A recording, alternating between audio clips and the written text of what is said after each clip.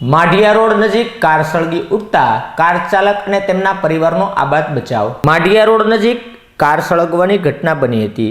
સમય અંતરે કારના ચાલકે તેમના પરિવારને ઉતારી લીધા હતા બાદ કાર ભડભડ સળગી ઉઠી હતી અને કાર સંપૂર્ણ બળીને ખાખ થવા પામી હતી।